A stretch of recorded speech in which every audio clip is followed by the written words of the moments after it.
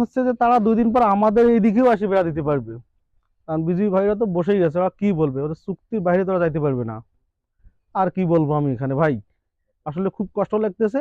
মনে হচ্ছে আমাদেরকে আরেকবার যুদ্ধ করতে হবে। ওই 71 সালে আমাদের দেশ স্বাধীন হয় নাই, মনে হচ্ছে 25 এবার যুদ্ধ করা লাগবে, আবার দেশ স্বাধীন করা লাগবে। আমাদের দেশে কিছু দালাল আছে এখনো, তো এই দালালদেরকে আগে ইন্ডিয়া পাঠাইতে হবে, তারপর দেশ স্বাধীন হবে। বেড়ার এখানে ওরা ওদের শক্তি দেখাইছে, এখন আমরা আমাদের জনগণের শক্তি নিয়ে তাদের বেড়া উঠিয়ে দিব।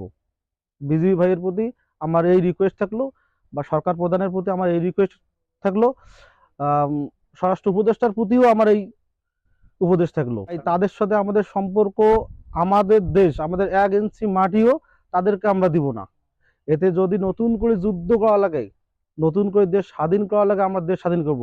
আমরা কারো প্রভু হতে চাই না, বা আমরা কাউকে প্রভু বানাতে চাই না।